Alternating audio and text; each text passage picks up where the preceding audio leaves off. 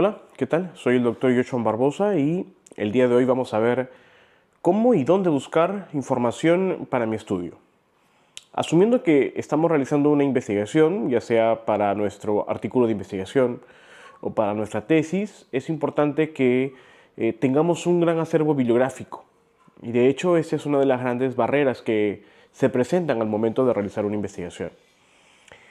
Sin embargo, no es difícil poder encontrar información que, además de ser suficiente, sea coherente con nuestro tema. Sin embargo, tenemos que conocer que existe un proceso para poder llegar a poder tener esa cantidad de información que sea exacta para poder, ya sea responder a nuestra pregunta de investigación o sobre todo tener un acervo bibliográfico para fundamentar esta pregunta o esta problemática. Hay pasos, ¿no? El principal paso es plantear la pregunta de investigación. Esta pregunta de investigación puede estar estructurada de diferentes formas, principalmente, por ejemplo, con la estructura PICO, o denominada también la pregunta PICO, donde esta estructura es específicamente para estudios de intervención. ¿Qué significan los estudios de intervención?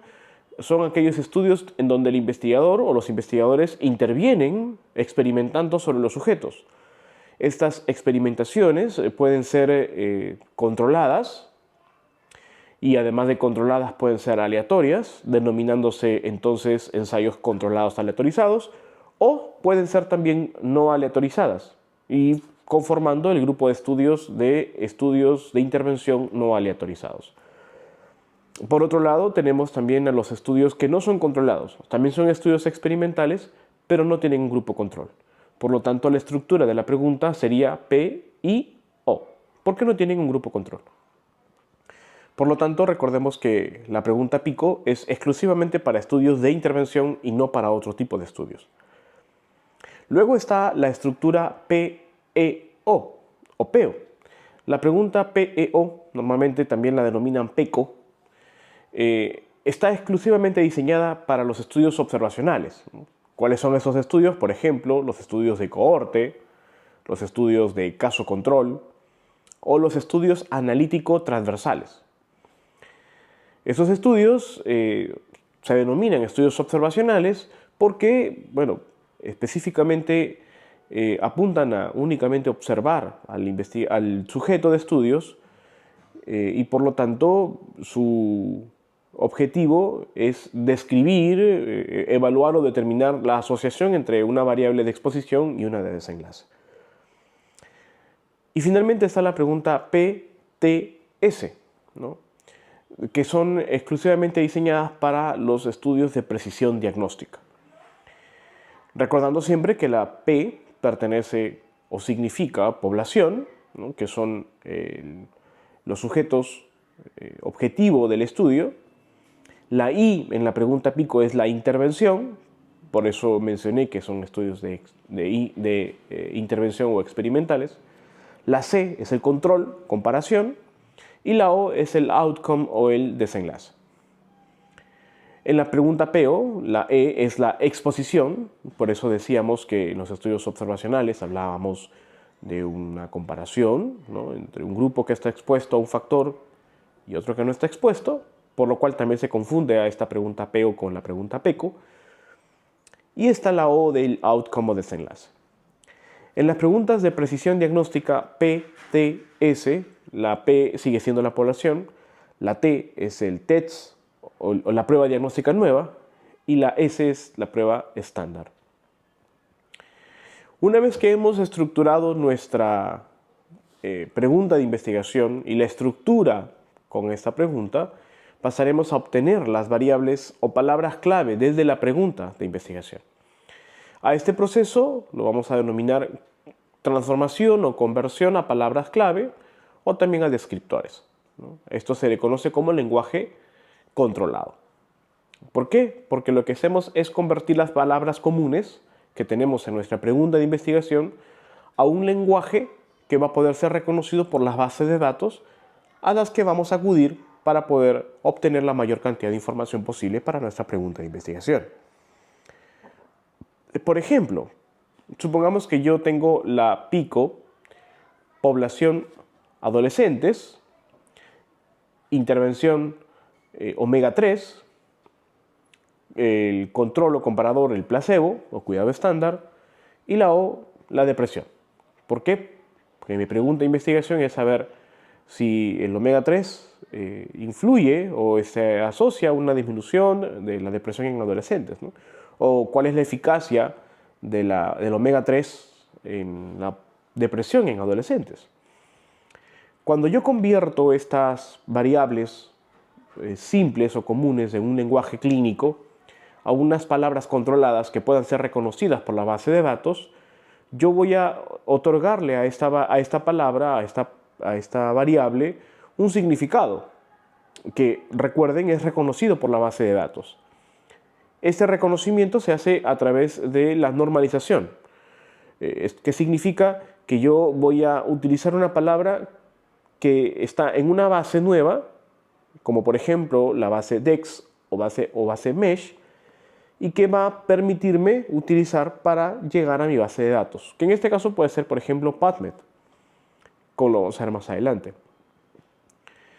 Esa transformación se logra colocando la palabra normal a la palabra controlada. Por ejemplo, en adolescentes, la palabra controlada sería adolescents. Para omega 3 sería, por ejemplo, omega 3 fatty acid.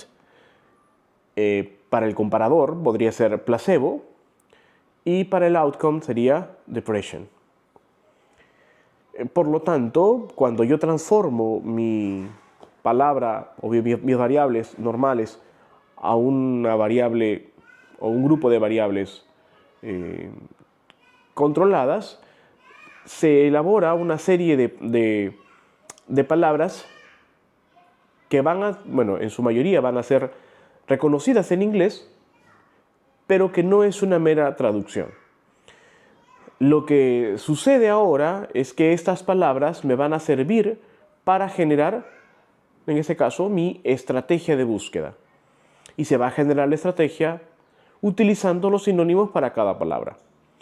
Esos sinónimos obviamente se van a encontrar en los DEX o en los MESH.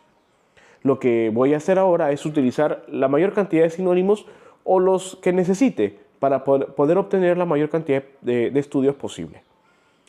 Recuerden de que cada palabra es como una clave que se ingresa a la base de datos y lo que va a hacer es generar una mayor cantidad de resultados que se asocien de estudios a esta palabra que yo estoy buscando. Al generar la estrategia de búsqueda se logra, como pueden ver, una serie de palabras sinónimas. Y tenemos que recordar algunos parámetros para ello. Lo primero es que si estamos formando un grupo de sinónimos, cada palabra debe ir separada. Esta separación se hace con el operador booleano OR. Se preguntarán ¿para qué? El operador booleano OR lo que hace es poder conjugar todas las palabras sinónimas y pedirle a la base de datos que me dé todos los resultados asociados a cualquiera de las palabras que estoy mencionando, ya sea a la primera, a la segunda o a la tercera. De tal manera de que voy a poder obtener la mayor cantidad de palabras. Por otro lado, las palabras compuestas se deben encerrar entre comillas. Y finalmente, la estrategia para cada variable, por ejemplo, para la variable de población, todas las palabras se deben encerrar entre paréntesis, de tal manera que la familia de palabras queden separadas. Y si yo quiero unir a todas esas familias, voy a utilizar otro operador booleano, que es el operador booleano AND.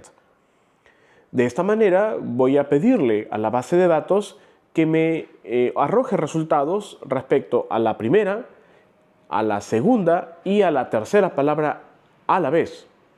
De tal manera de que, por ejemplo, yo puedo obtener resultados de estudios que hablen sobre adolescentes y omega 3 y depresión. Finalmente, debemos recordar que se debe adecuar la estrategia base para todas las diferentes bases de datos, como por ejemplo PubMed, Scopus y Web of Science. A continuación, con la estrategia de búsqueda que hemos generado, vamos a realizar un ejemplo de búsqueda básica y avanzada en PubMed. Entonces ahora con nuestra primera palabra, adolescents y teens, hay otras muchas más, pero yo solamente he escogido esta.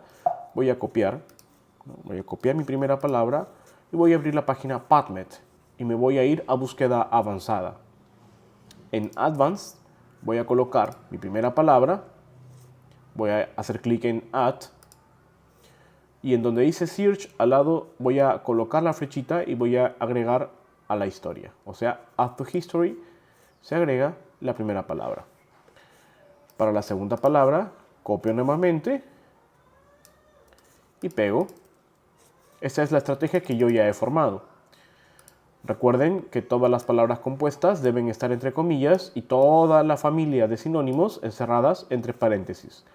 No olvidar que cada sinónimo está siendo separado por el operador booleano OR. También agrego la historia y finalmente la tercera palabra. Recuerden de que uno de los puntos clave es que muchas veces la pregunta pico no necesita de la comparación cuando es placebo si yo quiero hacer las búsquedas. Es decir, cuando hay placebo, si la comparación es con placebo, yo puedo omitir la C muchas veces. Entonces, coloco mi tercera palabra y agrego la historia.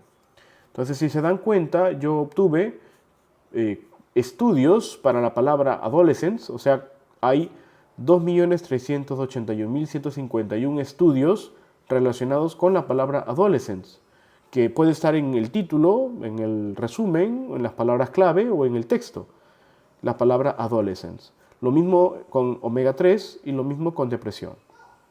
Pero si yo uno las tres palabras, hago clic en los tres puntitos y clic en Add Query, en la segunda también con Add with End y la tercera con Add with End, porque estoy tratando de unificar y pedirle a la base de datos que me reconozca la mayor cantidad de estudios que relacionen a las tres palabras a la vez.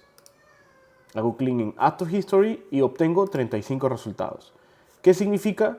De que existen hasta este punto 35 estudios que hablan sobre omega 3 y depresión en adolescentes. Entonces, de esta manera lo que sigue ahora es exportar mi base de datos en Save, donde dice Selection, coloco All Results, y en donde dice Format, coloco PubMed. Creo el archivo y este archivo ya lo puedo exportar a mi gestor bibliográfico como Zotero o EndNote. Este video lo veremos en una siguiente información. Muchas gracias.